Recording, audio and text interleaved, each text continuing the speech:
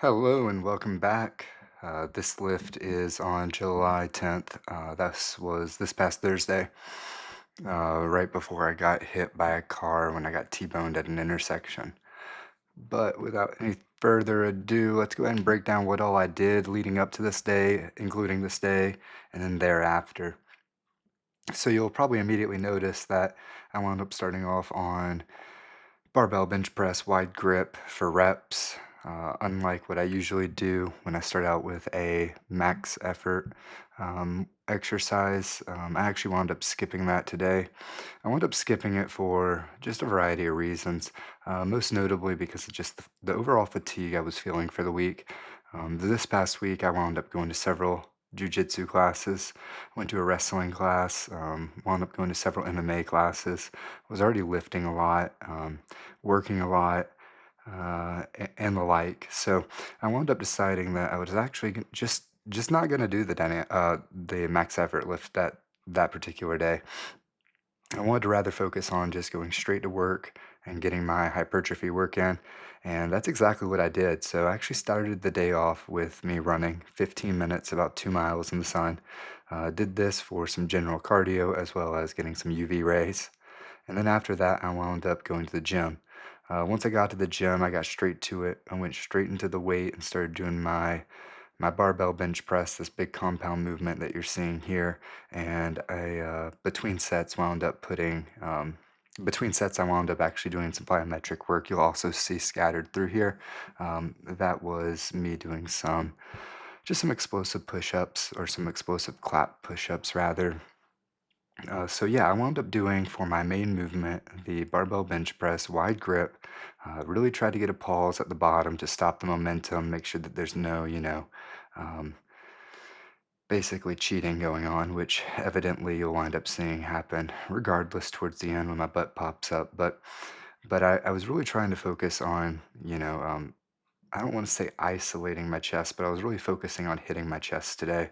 Um, I am trying to push everything, athletically, of course, but there's a small bit of my training that I'm also trying to make sure for aesthetic reasons that I am growing and that my muscles are staying and getting bigger, especially while I'm trying to cut. So, with all that being said, I'm going to go ahead and discuss why it was that I was fatigued. I was primarily fatigued because the day before I was actually sparring. Um, I sparred. I did really well at this gym, but I wound up weighing myself afterwards, or maybe before, and I basically weighed 174 pounds, and I was like, well.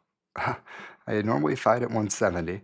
I don't have a fight scheduled, and I'm a month and a half away from um, well, I'm a month and well, not really a month and a half, a little over a month away from a beach wrestling tournament where I was going to wrestle basically 170 something pounds. So I'm basically on weight, or I was the day before this lift. So I was, I felt a little drained, the next day coming in. So that's why, I skipped the max effort lift. Um, but to my point, I've been losing weight this whole week. This whole week I was losing weight up until my accident. Um, in fact, I was getting down to like basically waking up in the morning, staying around 170 something, and not really breaking 180.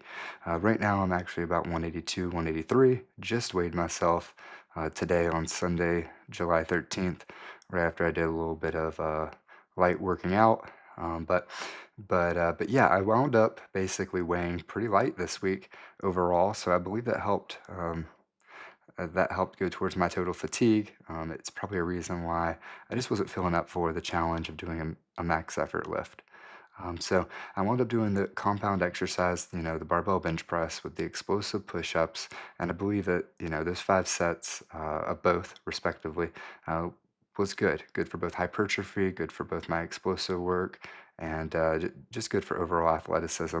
Um, and then with all that being said, I went ahead and did some barbell rows afterwards, and these are by far my least favorite exercise right now. I don't particularly like rowing, but I really don't like rowing without straps. I really don't like rowing without like being able to squeeze the bar the way I want to. I don't quite know why it is that my grip's my limiting. Well, I know why my grip's my limiting factor, but I guess I'm trying to figure out what led to it being my limiting factor. the limiting factor on these rows is definitely my grip. It feels like, and you can maybe even see here the bars rolling out of my hands. Um, I'm going to keep pushing these barbell rows and other variations of rows just to help try to get my grip better. That's something that I need to work on for sure, especially with martial arts, but also for whenever I'm, doing some max effort deadlifts. So that's something I'll be working on and addressing as well.